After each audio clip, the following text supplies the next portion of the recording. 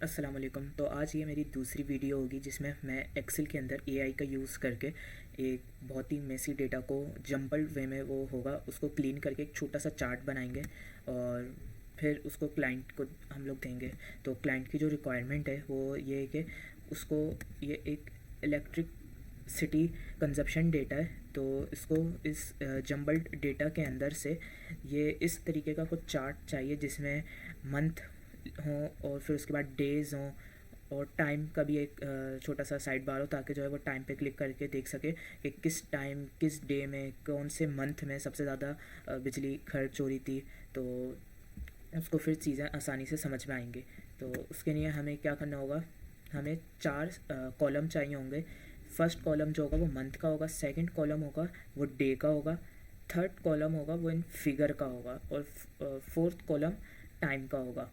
तो 4 कॉलम को निकालते हैं। तो सबसे पहले हमने ये काम करना है कि जैसे कि यहाँ पे देख सकते हैं 3 PM लिखा हुआ है, ये स्पेस के साथ है। यहाँ 5 PM लिखा हुआ है विदाउट स्पेस, 8 PM अंडरस्कोर के साथ, 6 PM स्पेस। तो ये एक बहुत जम्बल्ड वे में इसको हम निकाल तो सकते हैं टेक्स्ट टू कॉलम के ज़रिए या और दूसरे भी मेथड होते हैं, पर वो कॉम्प्लेक्स होते हैं, एरर आने का उसमें खर्चा तो बहुत होता है।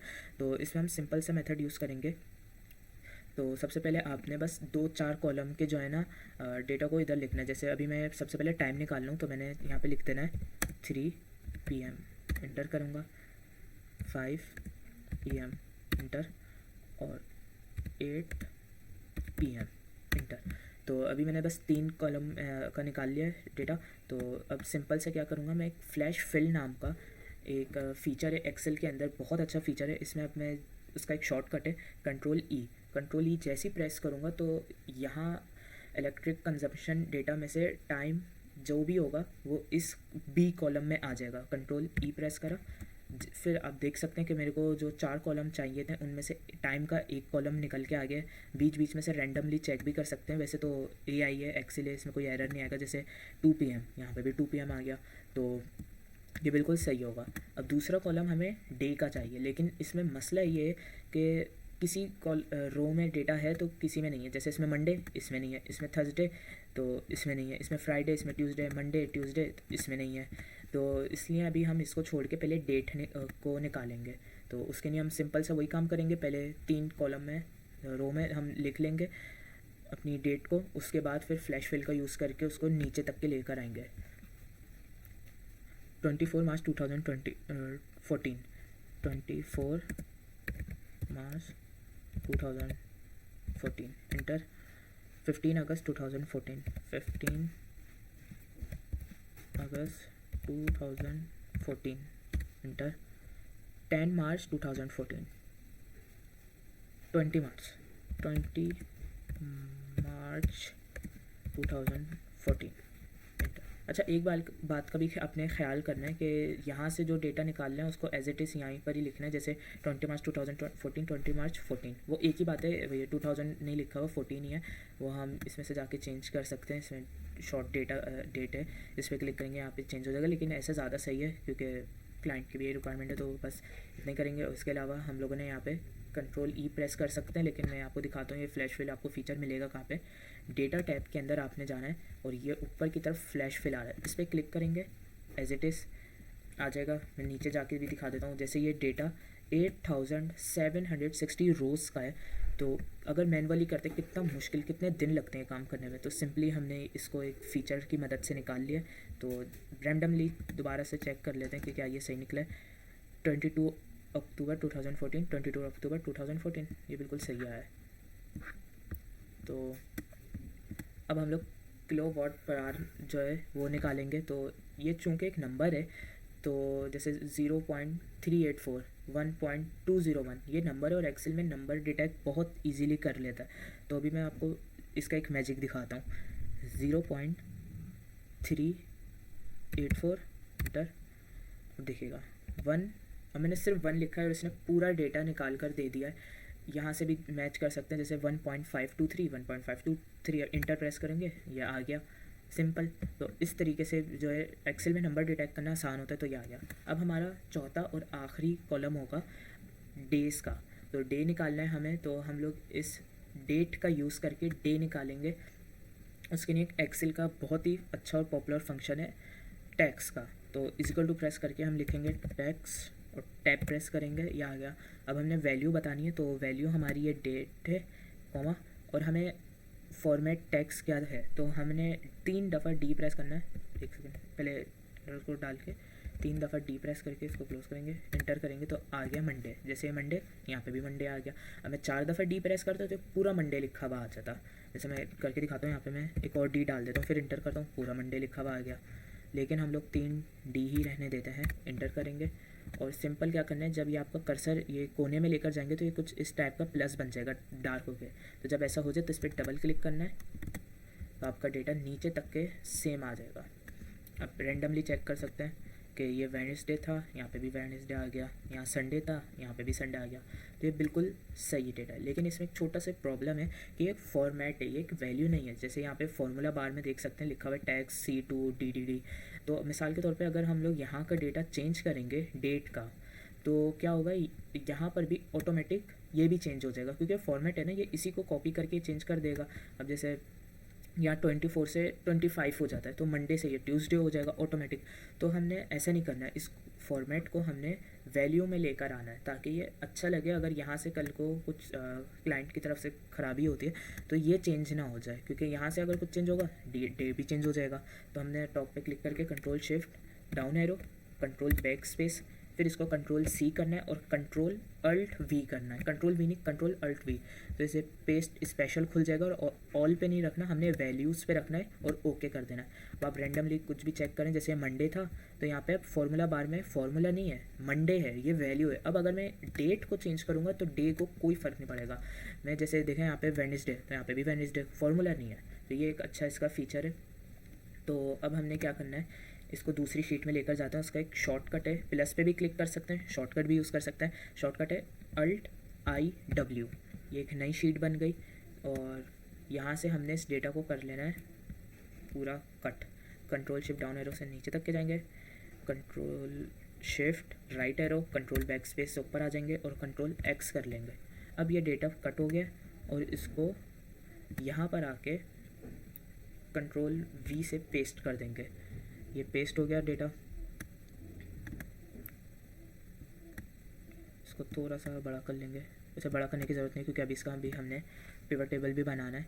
तो इसके ऊपर हेडिंग डाल देते हैं। जैसे यह है हमारे पास, ये टाइम है और ये हमारे पास है डेट,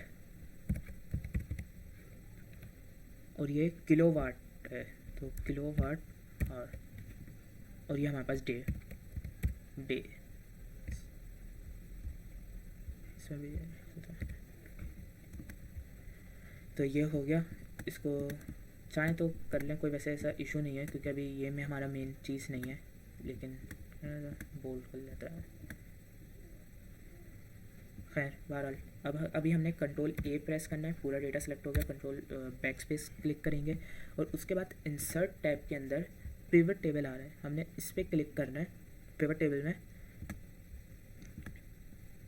और इसको न्यू वर्कशीट भी कर सकते हैं, एग्जिस्टिंग वर्कशीट भी कर सकते हैं। मैं न्यू पर ही कर लेता हूँ, तो यहाँ पे एक नई वर्कशीट खुल जाएगी। और हमें क्या निकालना था, क्लाइंट की रिक्वायरमेंट क्या थी कि इसको मंथ चाहिए। तो मंथ के लिए हम डेट्स को रोस में डालेंगे तो वो मंथ निकाल के दे देगा।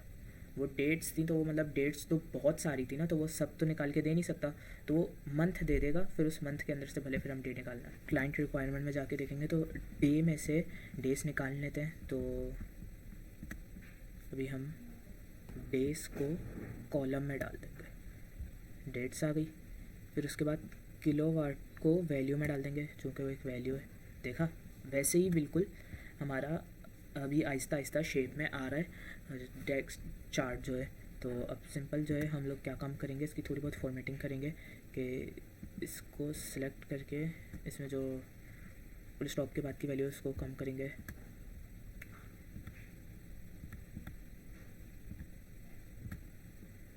ऐसे अब ज़्यादा अच्छा लग रही है। तो यहाँ तक के हमारा काम हो रहा है। अभी हमने क्या करना है कि एक स्लाइसर देना है, जैसा क्लाइंट की रिक्वायरमेंट में था, ये टाइम का स्लाइसर। तो एक टाइम का भी हमने स्लाइसर देना है। तो पिवट टेबल के अंदर ही हम लोग क्लिक करेंगे और पिवट टेबल एनालाइज वाले टैब में जाएंगे तो इसमें आएगा इंसर्ट स्लाइसर, ये रहा। इस पर क्लिक करके हमने क्लिक करना है टाइम पे, और टाइम पे क्लिक करके ओके कर देना है। तो ये हमें टाइम का स्लाइसर आ जाएगा हमारे पास। तो अब जैसे हम लोग ऐसे टाइम पे क्लिक करेंगे तो इधर देखेंगे तो आप वैल्यूज़ भी चेंज होती रहेंगी उस टाइम के मुताबिक।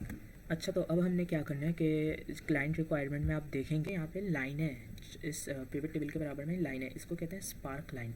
तो इस स्पार्क लाइन को बनाने का एक सिंपल सा मेथड है कि इस डेटा के बराबर में आएंगे, इंसर्ट टैब के अंदर स्पार्क लाइन वाला सेक्शन है, यहाँ पर लाइन है, इस पर क्लिक करेंगे और हम अपने इस पूरे हफ्ते के डेटा को सिलेक्ट करेंगे सिवाय टोटल के। टोटल को छोड़ के पूरे हफ्ते के डेटा को सिलेक्ट करके हमने ओके कर देना है। अब ऊपर जो है यहाँ पे और भी ऑप्शन आ रहे हैं, तो जैसे ये हाई पॉइंट है, इस पर क्लिक करेंगे हाई पॉइंट लग जाएगा, लो पॉइंट पे क्लिक करेंगे लो पॉइंट लग जाएगा।